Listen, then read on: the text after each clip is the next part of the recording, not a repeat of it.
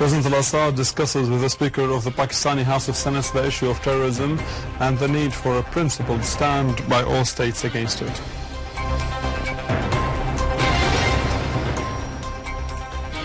Several terrorists killed by the Syrian Arab Army units in Dara'a, Quneitra and Idleb countryside.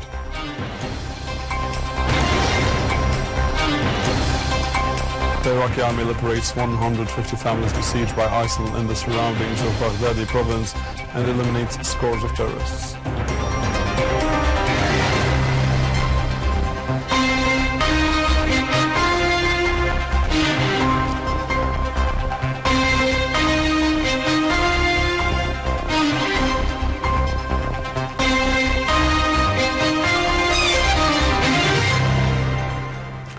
Good afternoon, this is news in English from the Syrian Arab television in Damascus. President Bashar al-Assad received this morning the Speaker of the Pakistani House of Senate's head of the Asian Parliamentary Society, Sayyid Nair Hussein Bukhari, and the delegation accompanying him, in the presence of the Syrian People's Assembly Speaker Muhammad Jihad al-Laham. The meeting covered issues of common interest, particularly the question of terrorism in its different names and forms and the need for a principled stance by all states to fight it. Emphasis was laid on the necessity for the world community to shoulder its responsibilities through encouraging collective common action to eradicate this plight which threatens everybody without encroaching on states' sovereignties and the rights of peoples to self-determination and without any foreign intervention. President Assad said preliminary and parliamentary cooperation is quite crucial because parliaments represent peoples and work to serve their interests. His Excellency affirmed to Mr. Bukhari serious support for the efforts exerted to enhance parliamentary work and turn the Asian Parliamentary Society into an Asian parliament capable of cooperating with other parliaments to work more effectively for finding solutions for the problems of the region and the world. On his part, Mr. Bukhari voiced confidence that the step of forming an Asian parliament would help bring about positive results at all levels for the peoples of the Asian continent, expressing hope that stability and peace would be restored in Syria as soon as possible. Within the same framework, Deputy Prime Minister, Foreign and Expatriates Minister Walid al-Muallim also met the Pakistani official and the accompanying delegation. Talks dealt with bilateral relations between the two friendly countries and means of strengthening them in all domains. Mr. al-Muallim has underlined the necessity of exerting mutual efforts to combat terrorism that both Syria and Pakistan are suffering from and the importance of implementing the relevant Security Council's resolution, pointing out to the vital role that the parliaments could play, being the true representative of the peoples and their voice in the international arenas. For his part, Mr. Bukhari pointed out that the importance of international coordination in combating terrorism, which constitutes a real threat to international society, voicing hope that Syria would come back as ever before with security and stability restored again.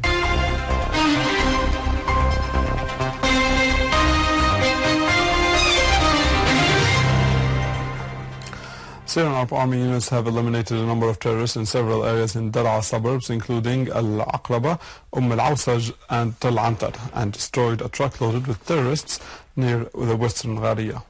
In Quneitra countryside, several terrorists were killed and their vehicles were destroyed in the Wad Nab al-Sakhr, al-Hamidiyya and al-Samadaniya. Several terrorists were also killed in Kara al-Ghazal, al-Hutta, Tal Salamu and Mijrain in Idleb countryside.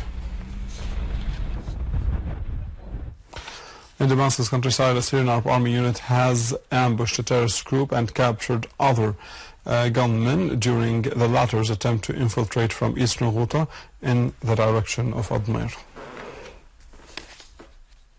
Syria's permanent representative to the United Nations, Dr. Bashar Jafari, has said that respect for state sovereignty and territorial integrity and non-intervention in their affairs represent the basic criteria for protecting international peace and security and honoring the United Nations Charter.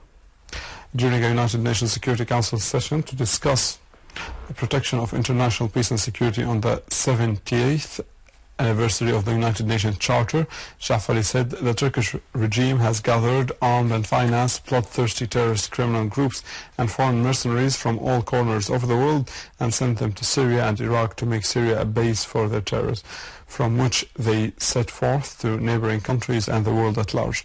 Jafari said training foreign mercenaries in Pentagon-supervised camps in Saudi Arabia, Turkey, Qatar and Jordan and sending them across borders to fight Syria is a flagrant violation of the simplest United Nations Charter's principles because of influential states of the United Nations Security Council.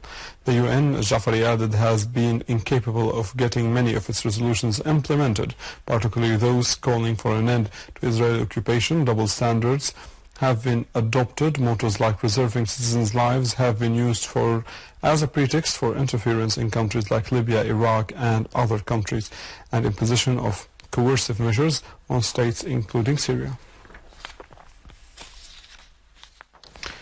Spanish authorities have dismantled a network for recruiting female teenagers to be sent to fight among the ISIL ranks in Syria and Iraq. The Spanish step comes in light of the mounting danger of terrorism for the West itself, which has made and financed terrorism in Syria, Iraq and the region. Many European circles have admitted to the influx of terrorists into Syria despite the Western security measures. Some states have moreover started to monitor terrorist activities on social networks with the purpose of having them under control.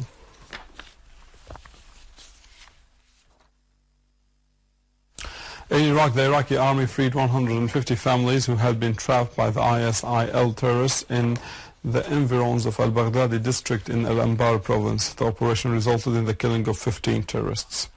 The Iraqi army eliminated 23 ISIL terrorists and injured dozens others, blowing up a tunnel where the terrorists tried to sneak into the government compound in the center of al-Ramadi. Iraqi sources said that the army planted explosive devices in the 700-kilometer tunnel and blew them up when the terrorists entered inside. A